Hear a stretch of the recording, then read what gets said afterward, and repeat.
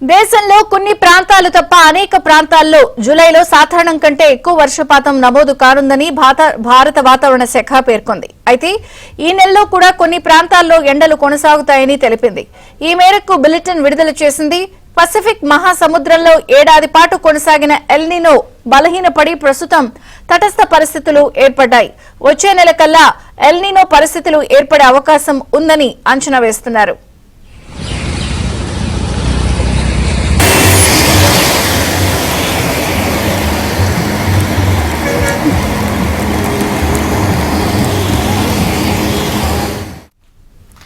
ప్రస్తుతం పసిఫిక్ మహాసముద్రంలో పశ్చిమ మధ్య ప్రాంతాల్లో ఉపరితల ఉష్ణోగ్రతలు సాధారణం కంటే ఎక్కువగా, తూర్పు ప్రాంతంలో తక్కువగా ఉన్నాయి. ఇంకా హిందూ మహాసముద్రంలో ఇండియన్ ఓషన్ డైపోల్ తటస్థంగా ఉంది. ఇది వచ్చే 2 నెలల్లో పాజిటివ్ దశలోకి మారనుందని అంచనా వేస్తున్నారు. వీటన్నిటి నేపథ్యంలో జూలైలో దేశంలో అనేక ప్రాంతాల్లో సాధారణం కంటే ఎక్కువ వర్షాలు కురుస్తాయని ఐఎండీ పేర్కొంది.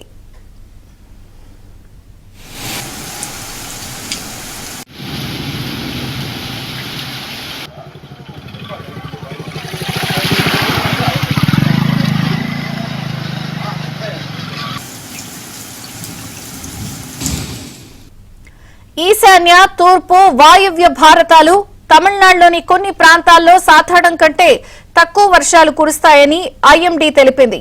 జూలైలో దేశంలో సగటున 280.4 మిల్లీమీటర్ల వర్షపాతం కురవాలి. అయితే దీనికంటే ఎక్కువగా వర్షపాతం నమోదు కానుందని ఐఎండీ పేర్కొంది. జూన్లో సాధారణ వర్షపాతం నమోదవుతుందని మే 27న విడుదల చేసిన బులెటిన్లో ఐఎండీ అంచనా వేయగా 11% తక్కువగా నమోదైంది. అయితే జూన్ చివరిలో రుతుపవనాలు పుంజుకోవడంతో సోమవారం నాటికి వాయువ్య భారతంలో కొద్ది ప్రాంతాలు తప్ప దేశంలోని అన్ని ప్రాంతాలకు నైరుతి రుతుపవనాలు విస్తరించాయి.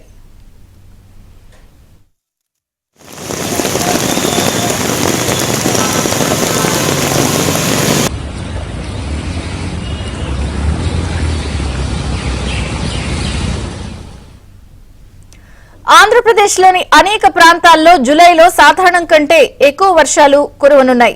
కోస్తాలోని కొన్ని ప్రాంతాల్లో సాధారణం కంటే తక్కువ, రాయలసీమలో కొంత భాగంలో సాధారణ వర్షపాతం నమోదవుతుందని ఐఎండీ పేర్కొంది. పగటి ఉష్ణోగ్రతలు శ్రీకాకుళం జిల్లాలో సాధారణం కంటే ఎక్కువగా, మిగిలిన జిల్లాల్లో తక్కువగా నమోదవుతాయని తాజా బులెటిన్లో తెలిపింది. రాష్ట్రంలో జూన్లో సాధారణం కంటే 61.3% ఎక్కువ వర్షపాతం నమోదు కావడంతో తొలకరి పనులు ఊపందుకున్నాయి. ఉపరితల ద్రోణి ప్రభావంతో రానున్న 4 రోజులు రాష్ట్రంలోని వివిధ జిల్లాల్లో అక్కడక్కడ భారీ వర్షాలు, అనేక చోట్ల తేలికపాటి వానలు కురిసే అవకాశం ఉందని విపత్తుల నిర్వహణ సంస్థ తెలిపింది.